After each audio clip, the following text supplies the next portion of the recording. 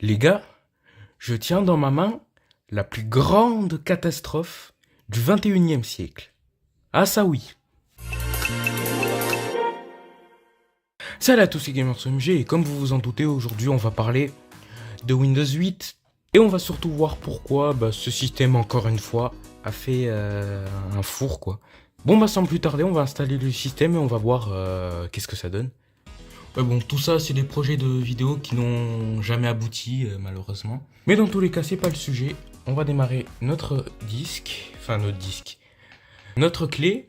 Le bon terme à employer. Ça démarre. Plutôt rapidement. Vu que l'ordi, ça va, il est assez rapide. Alors, ah merde. Et aussi, j'ai oublié de préciser, mais là, on parle pas de Windows 8.1. On parle vraiment de Windows 8, la version originale, sortie en 2012. D'ailleurs, pour trouver la version originale de Windows 8, putain, mais j'ai charbonné, j'ai pas trouvé de version française. Donc du coup, j'ai dû me contenter de la version anglaise. Parce que à un moment, j'avais trouvé une version espagnole, mais espagnol, je comprends pas, alors que l'anglais encore, ça va. Mais ouais.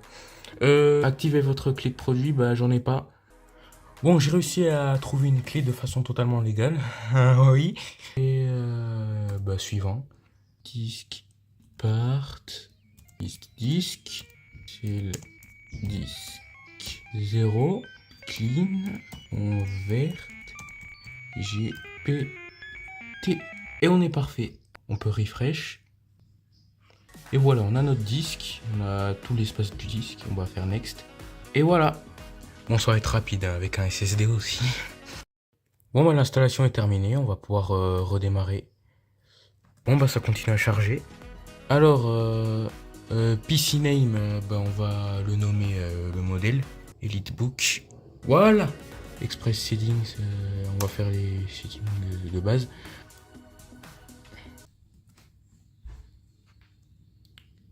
Ça devrait faire l'affaire. Découvrez les nouvelles façons d'utiliser Windows. Une fois que votre PC est prêt, bougez votre curseur sur n'importe quel coin. Commençons. Voilà, Windows 8. Bon, vous vous demandez, mais pourquoi Windows 8 a foiré? Voici le problème principal. T'installes ton Windows, t'es content, mais tu retrouves pas parce que ça change radicalement de ce qu'il y avait avant. Alors oui, on a un mode bureau, sauf que là aussi c'est un peu confus quoi. Si tu vas en bas, ça lance le menu démarrer et y a rien qui va au fait. C'est absolument pas cohérent. Hein. Windows 7 avant, t'avais juste le menu démarrer et c'était tout. Là maintenant, t'as une deuxième interface et c'est l'interface principale maintenant. Et t'as ce genre de tuiles et tout. Enfin, le concept est bien pour Windows Phone en tout cas. Le concept est bien. Pas sur un PC. Et encore moins en plein écran. Alors voyons qu'est-ce qu'il y a à faire. Hein. On a une appli mail qui nous servira jamais. On a une appli Internet Explorer. Je suis pas connecté à Internet. Je vais vite fait installer les drivers. Hein. Bon, j'ai fini d'installer les drivers et bon, voilà. Hein. J'ai connecté l'ordi à Internet. Et on va tester cette version Metro UI d'Internet Explorer. Parce que oui, l'interface avec les tuiles, ça s'appelle le Metro. Voici un site basique comme Google. Pour ceux qui reconnaissent, normalement, ça ressemble beaucoup au navigateur Internet de la Xbox 360. Et vous avez raison. Microsoft, ils avaient cette fâcheuse tendance à vouloir optimiser leur interface pour avoir un peu le même look absolument partout, c'est-à-dire sur leurs ordinateurs, sur Windows 8, sur leur tablette, là, Microsoft Surface, où l'interface Metro est beaucoup mieux exploitée, sur les Windows Phone, pour ceux qui se souviennent, et sur les Xbox 360, d'où le fait que le navigateur internet ressemble beaucoup à celui de la 360. Quoique je me demande peut-être si la barre elle était pas en haut, mais... Alors ouais cool, est-ce qu'on peut faire grand chose avec ce navigateur internet? Moi je pense pas. Hein. Ouf, le Google il a l'air bien vu. Voilà, je m'en doutais bien. 12 ans quand même. On a le Windows Store pour ceux qui se souviennent.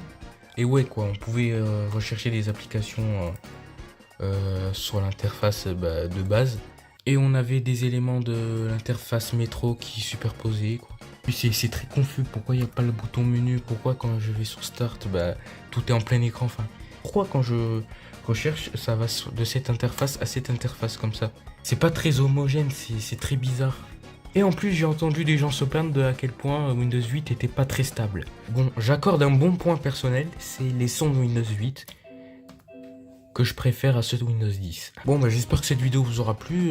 Si c'est le cas, comme d'habitude, encore une fois, comme d'habitude, n'hésitez pas à liker, à vous abonner. Bah, je vous dis à bientôt pour une prochaine vidéo. Et ne finissez pas comme Windows 8. Attention, attention.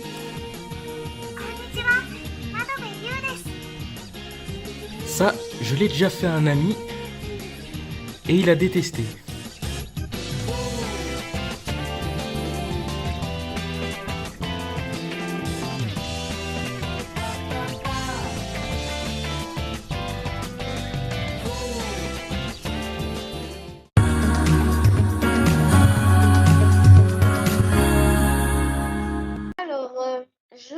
Alors, je vais taper mon texte. Hein? Pourquoi il y a une erreur? Attends, je vais essayer de cliquer ici.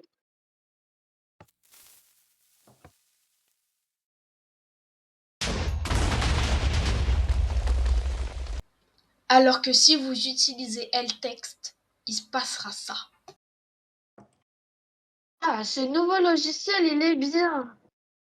C'est quoi déjà? VOS. Oh, c'est super. Maintenant, je peux appuyer sur envoyer et voilà, j'ai envoyé. Mon boulot très important. LOI plus LText.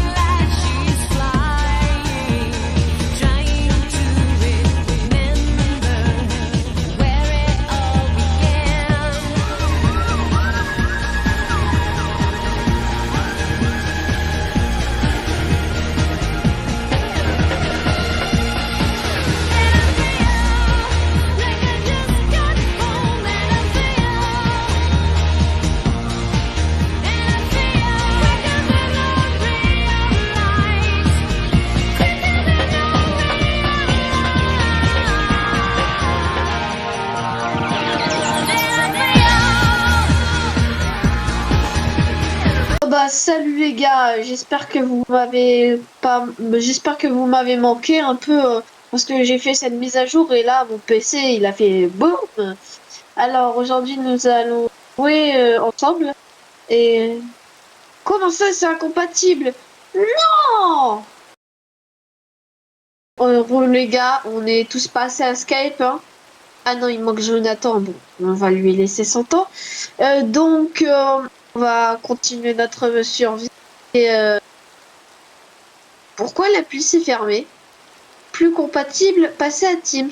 Bah non. Alors, on va chercher une autre solution que ce de là. Et le social, c'est quoi? Waouh, c'est beau. C'est incroyable. Oh bah, je vais demander à mes amis de rejoindre. Venez ici tout de suite. Voilà, envoyé.